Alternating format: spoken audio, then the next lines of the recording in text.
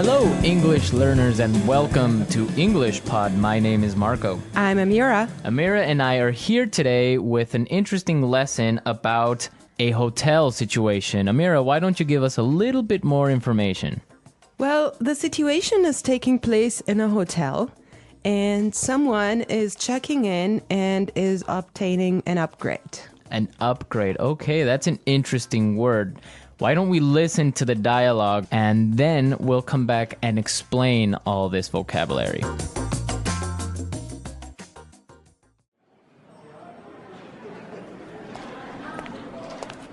Good afternoon. What can I do for you? I'd like to check in, please. I have a reservation under the name Anthony Roberts. All right. Roberts. Oh, Mr. Roberts, we've been expecting you. And here is your key card to the presidential suite. But there must be some mistake. My reservation was for a standard room. Are you sure? Let me double check. Yeah, here, this is my confirmation number. You're right, Mr. Roberts. There seems to be a mix-up. Unfortunately, we're overbooked at the moment. So... Not to worry. We're pleased to offer you a complimentary upgrade. Woohoo! Presidential suite, baby!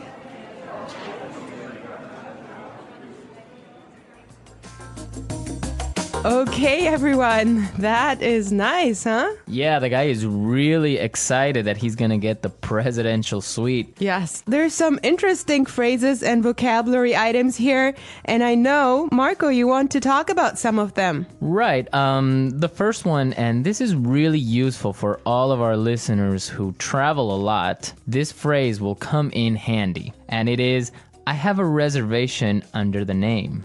Under the name. Under the name. Under the name. So before we explain this phrase, let's listen to some examples on how it is used in other situations, and then we'll come back and give you more information.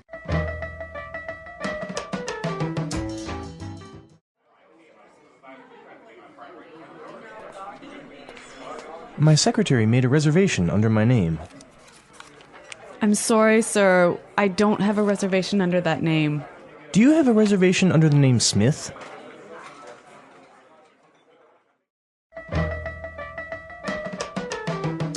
All right, some really good examples there on how we could use this phrase in other situations, but just in case, let me explain it real fast. Under the name means that when you go to the restaurant or a hotel and you tell them your name, they know that you are the person that they have been expecting. They have been waiting. Yes.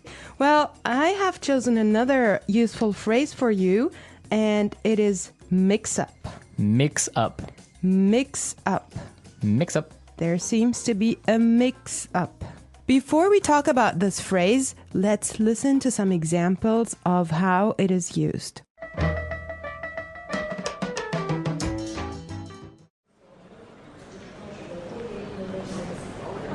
There was a mix-up at the airport and my bags were sent to Antarctica.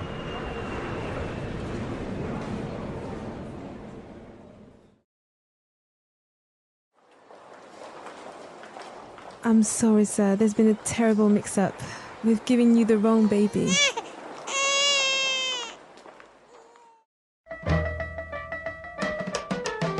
Okay, that was useful and funny. Yeah, that's the baby situation. Oh my God, imagine that happening. Yeah, I know. Well, guys, so a mix-up is a confusion or a misunderstanding. Mm-hmm. Exactly. Well put. All right, Marco, what do you have for us? Okay, the next word that we should take a look at is overbooked. Overbooked. Overbooked. Overbooked. What does that mean? So if a hotel or a flight is overbooked, it means that they are full.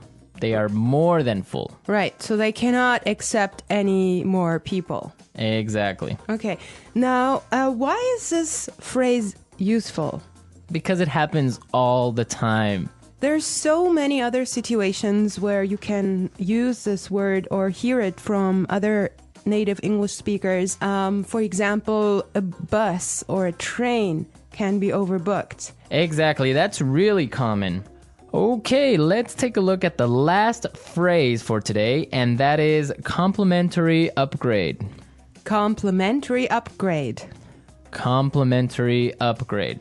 Complimentary upgrade. So this means that, for example, when the hotel is overbooked and all of their standard rooms are full, they will give you a better room, a more expensive room, but free. Yes, because it was not your fault. Right. This also happens sometimes, if you're lucky, on airplane flights. Yes. So if you are in economy class and an airplane, but for some reason it's overbooked, they will move you to business class or first class for free. I have a similar story, but I'm not going to tell you about it now. For now, let's go and listen to the dialogue one more time, and when we come back, we'll talk some more.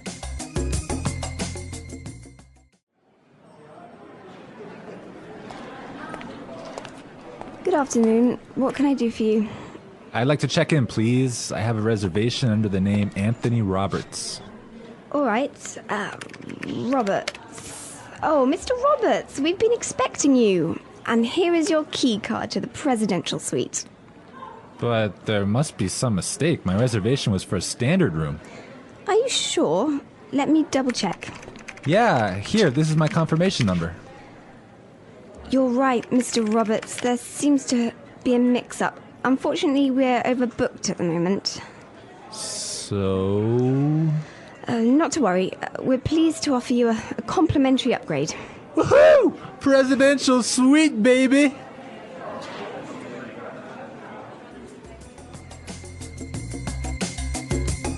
I love listening to this dialogue. It's just so nice to see that someone is enjoying his upgrade so much, huh? Yeah, especially since he was expecting just a really normal room and now he's gonna be treated like a king. So, Marco, have you ever gotten a complimentary upgrade? Yes, I did. When I was traveling through India, I bought a normal seat in the train, but for some reason, it was overbooked. So I talked to the station manager and I got a complimentary upgrade to first class. I had a similar experience as well. I was flying from Shanghai to Qatar and I actually had an economy seat, but for some reason they just upgraded me and I was so happy. Oh, really? Like, yes. It wasn't overbooked? Well, I'm not sure because normally the night flight is not that full, but they upgraded me for some reason and I was so happy. It was an upgrade to first class. Wow, that's really cool. Yes. I would prefer a first class upgrade on an airplane. Yeah, any day. Well, you know what really amazed me was like the food you get there. You know, you have a 5-course meal. Oh, really? Yes. And you get all the drinks you can get, right? Exactly. Wow, I would be really happy there. All right, everyone, we're out of time today, but be sure to listen tomorrow because we'll be back again with another great podcast. And also, don't forget to go to our website at englishpod.com and leave us all your questions and comments in our community forum. Yes, and we would also appreciate your suggestions. And I hope you enjoyed the lesson today. And Marco and I will be back tomorrow with another great lesson for you. But for now, it's bye.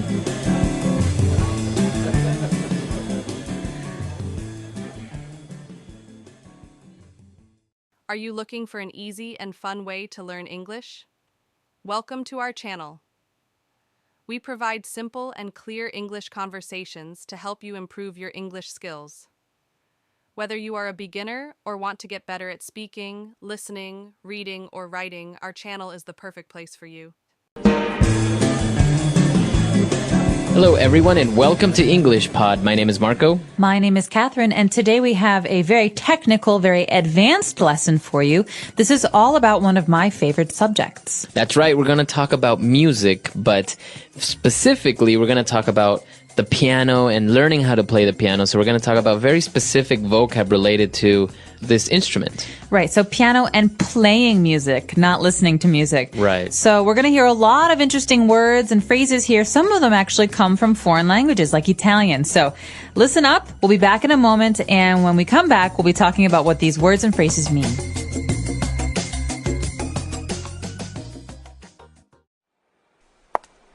Hi, Cody. How did practicing go this week?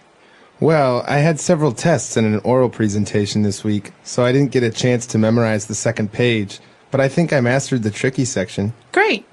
Warm up with some scales and arpeggios first.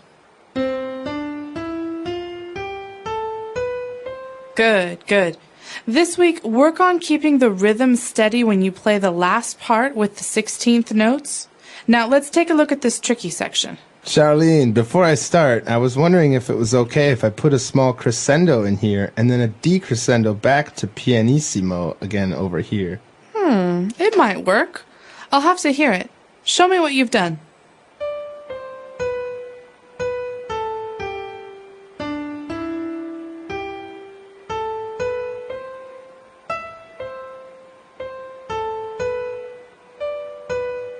Not bad.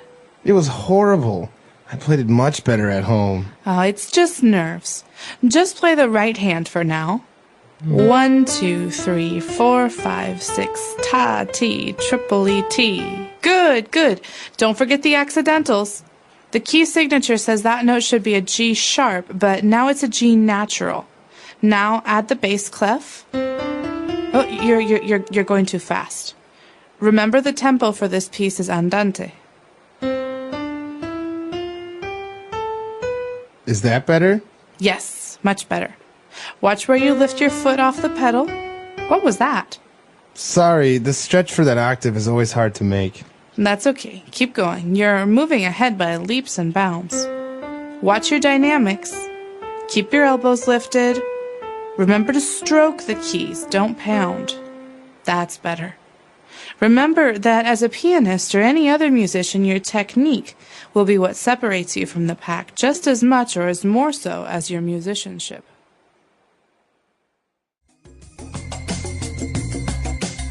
All right, we're back. So you probably noticed that there are a lot of ways to describe certain aspects of playing the piano. They talked about scales and all that stuff. So why don't we take a deeper look at this vocab in Language Takeaway Part 1.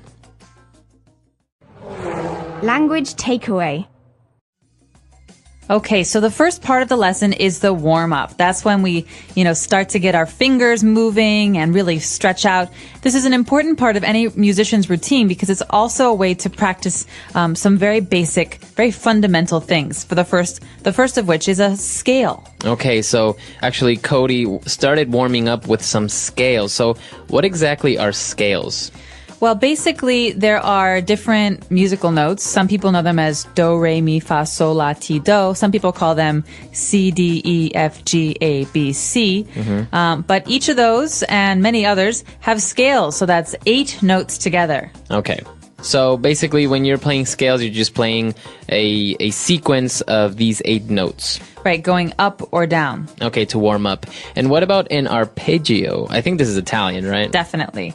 Arpeggio is another kind of warm-up where you're not playing every single note, you're playing some notes in a scale. All right, so da-da-da-da-da-da-da. Okay. That's an arpeggio. Okay, very good. So, and as you said, these are usually for warm-ups, right? Yeah, they're also very important because they come into play later when you're talking about the key that a song or piece of music is in. So this helps you memorize the key that some music is in. Okay, very good. So I think related to this is the rhythm of the piece that you're playing. That's right. So rhythm is really important. Some people can even say, he's got rhythm or they have rhythm. It's a way to describe the beat of a kind of music. So sometimes it has to do with how fast or how slow something is. Other times it has to do with the way that the notes work together. For example, a steady beat would be 1, 2, 3, 4, 1, 2, 3, 4. This is a complicated beat. It goes ta, ti, tripoli, ta, ti, tripoli. So this is a very difficult kind of rhythm. Okay, so the rhythm is just it gives you the how fast, how slow it is, and I guess if you can take a look at notes and you can play it in many different rhythms, but not necessarily they're going to sound correct.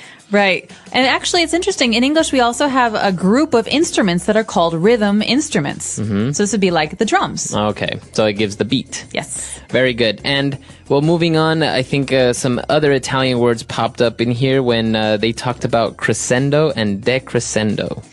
Right. So crescendo is when something becomes louder. So I can make a crescendo, right? But a decrescendo, de in Italian, just like in English, means it's the opposite. So it means it's getting really softer. Okay. And what about pianissimo? Pianissimo is basically an indication. It also comes from Italian. It's an indication that a player, a musician, should play something very, very, very quietly. Okay. It's almost like a whisper. Okay.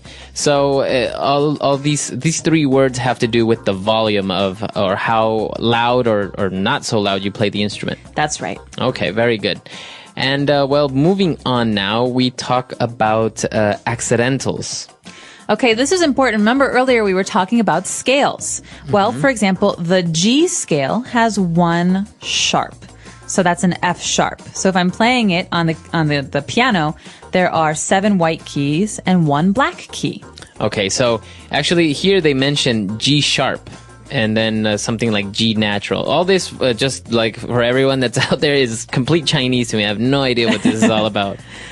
So you have the accidentals and G sharp, and you're describing something about sharpness with accidentals. That's right. So basically, if you look at a piano, you have white keys. Right. Those are naturals. They don't have a sharp or a flat. Okay. The sharps and flats are actually played on the black keys. Usually, it's a half step from a normal note. So G, it's a half step. Okay. We're talking about different keys. So if something is in the key of G, and all of you music people know what this is, key of G, there's 1 accidental. What's the accidental? It's always F sharp. And so an accidental means a sharp or a flat in that key. Okay, and when we talk about sharps on the piano, they're basically the black keys. Yes, well, sharps and flats can both be black keys. Okay, very good. And, well, apart from accidentals and G sharp, G natural, the teacher also talked about a bass clef. Okay, this is important for people who play lower instruments like the bass, the upright bass, that big one, or people who play the piano, obviously. This represents a way of writing the lower notes. Okay. Okay, so you see the lines, those 5 lines on paper, and people write the notes. Well, sometimes they're for higher instruments, the flute or the trumpet, but sometimes when they're for lower instruments, like the left hand of a piano or for the upright bass, you have to write it in a special register, a special part of the sound kind of continuum, and that's the treble. That's the bass clef. Okay. So basically, if anyone has ever seen piano notes, it tells you what to play with your left hand and your right hand. So I imagine the bass clef will be everything that's on your left hand, because that sounds like deeper, graver, right? Yeah, it's lower. So it's lower on the scale instead of like up high, up here, where it's on the treble clef. All right. So the opposite would be the treble clef. That's right. The treble clef is up higher. It's most other instruments like the trumpet. The bass clef is for lower instruments, and it just means that the way that you read the music on the page is a little bit different. Okay, very good. And, well, we also got into things like tempo, and the piece, it was described as andante. Andante. This is a very Italian word. Okay, so andante means that something is played slowly. Okay. So apart from andante, so it's a style or a tempo. I guess tempo is the speed of which is played, right? That's right. But you're right to say that it's also a style, because in many symphonies, for example, there's a movement, a part of the symphony that's called the andante. And that's when everything starts to get slow and serious or pretty. And I've heard, I don't know, in piano I've heard of something called staccato. And I think this is also related to tempo, right? Staccato is the way that you play something. So instead of having these long, pretty notes, you're playing them like this. They're very, very sharp. Right, like a machine gun. Okay, but it's not related to the tempo. It's kind of more just like the way that you press the keys. Exactly. It's a style for playing. Okay. All right, well, the teacher also told the student to be careful where they lift the foot off the pedal, and the student said, I'm just so sorry. The stretch for that octave is always hard to make. Okay, so an octave is really, really important in music. Like we were talking about earlier with a scale is 8 notes. Well, the root, the place the word octave comes from is the number 8, like an octagon. Right. So octave means 8 notes together, or like low C, high C, that's an octave. Okay. So think about the piano. When you're putting your fingers on the keys, covering 8 keys means you have to stretch your thumb and your pinky out really, really far. And so he's saying, sorry, it's hard for me to do this because the octave, that stretch is really hard for my hand. Right. Okay. So this is different from an eighth, right? Well, it depends. Are you talking about eighth note? I don't know, because it just came into mind. Because an octave is 8 and an eighth note, is it different, I imagine? Yeah, well, you heard in the dialogue 16th note, 8th note. That's actually talking about the length of a note, how long you hold it. Okay. So basically you're saying it's the way you measure the music. It can have 4 count or 3 count, but you divide that into pieces. It's like a pie in math where you divide it into pieces. So if it's a 16th note or an 8th note, that's the length based on the kind of music you're playing. So I imagine 16th note is shorter than 8th. Yes. Okay. At least I got that one right. And 32nd note is shorter than a 16th note. Wow, you have all the way up to 32nd. 64th note is shorter. Okay. It gets very complicated, very mathy. All right. And towards the end, the teacher recommended for Cody to watch his dynamics. What does she mean with watch your dynamics? I used to get this all the time in music. So you're concentrating on your music, you're playing, you're getting the notes, and Cody is stretching his hands. The octaves are so far away, and he forgets to play it loud or soft. Oh, okay. Because on the page it says, like we heard earlier, decrescendo. So get much, much softer. So Cody completely forgot. He's not listening. He's not reading the page and seeing what it says about the volume of the music. So basically, the dynamics are like the instructions of how loud to play it or not so loud. Exactly. So does it say pianissimo or the opposite? Does it say forte? And it'll actually say this on the notes. Yes. In forte, it'll say that. Forte, or sometimes just F. Oh, okay. So P is piano. That means, like we said earlier, quiet. Pianissimo is PPP. It's very, very quiet. F is forte, loud. Okay, so I think, if anyone out there plays an instrument, you can relate and you can maybe know about these things that you may know it in your original language. I know many people who play musical instruments and don't really know the technical words in their original language. I mean, things like andante and pianissimo, things like this, I think are universal, right? They're used in whatever language. Exactly, very, very widely used. But things like the accidentals or bass clef or scales and stuff like that, I think it's obviously in different languages. For example, you know Italian, like scales or accidentals, are they? They're different. They're different, right? They're different. All of the other words. So the instructions on the page, because music is shared all over the world, the instructions on the page are almost always in Italian, so piano, andante, or they're in German. Oh, really? Some music.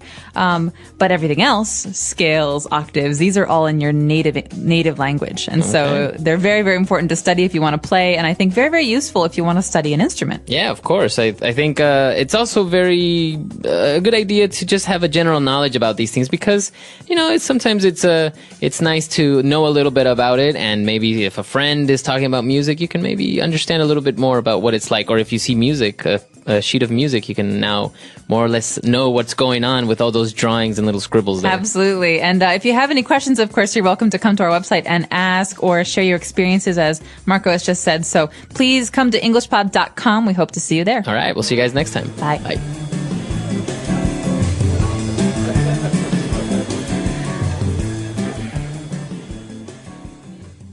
Are you looking for an easy and fun way to learn English? Welcome to our channel. We provide simple and clear English conversations to help you improve your English skills. Whether you are a beginner or want to get better at speaking, listening, reading, or writing, our channel is the perfect place for you. Our channel offers real-life English conversations on different topics, making it easy to understand and learn new words and phrases. By listening to our podcast, you will get better at pronouncing words correctly, understanding native speakers, and building confidence in speaking English. Each episode is designed to help you learn naturally without stress. Why should you subscribe? Because our channel helps you learn English in an easy and enjoyable way. You will hear different topics, practice new words, and understand English better. We make learning fun and stress-free, so you can feel confident using English in real life. By following our channel, you will notice a big improvement in your English skills. Our content is simple, clear, and useful for everyday conversations. Whether you're at home, walking, or relaxing, you can listen anytime and keep learning. The more you listen, the faster you will improve. The English Pod Audio Review. Listen to the meaning, then say the vocabulary word. Requiring skill or caution. Tricky. A series of musical notes. Scale. The speed at which a musical piece is played. Tempo. Very quickly. By leaps and bounds. The skill of performing music. Musicianship. A specific musical tone. Note. Changes in how loudly a piece of music is played. Dynamics. A button to press with fingers to produce sounds. Key. Let's try that faster. Changes in how loudly a piece of music is played. Dynamics. Requiring skill or caution. Tricky. The speed at which a musical piece is played. Tempo. Very quickly. By leaps and bounds. A series of musical notes. Scale. A button to press with fingers to produce sounds. Key. The skill of performing music. Musicianship. A specific musical tone. Note. Now say the word and hear it in a sentence. Note.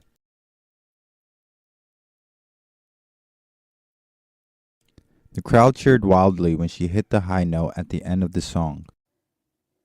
Note.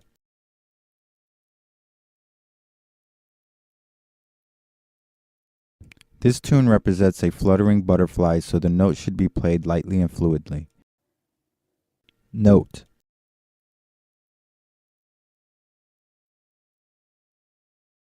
The two 16th note were followed by a quarter note and an eighth note. Tempo.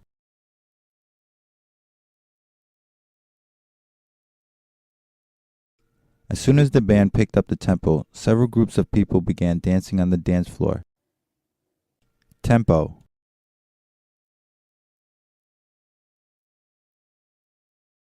This week, I want you to practice this section at a slow tempo, hands separately. Tempo.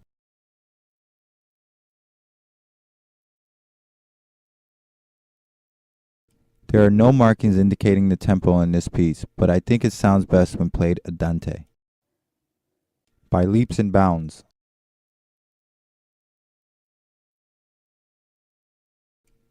Your musicianship has been improving by leaps and bounds recently. By leaps and bounds. The value of his investments kept increasing by leaps and bounds. By leaps and bounds.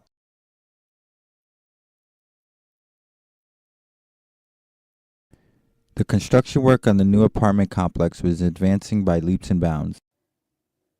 Dynamics.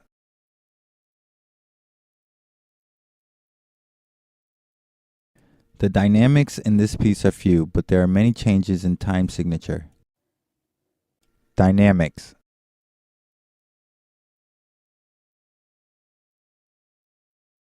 Watch out for the dynamics and remember to get softer here and louder in this section. Dynamics.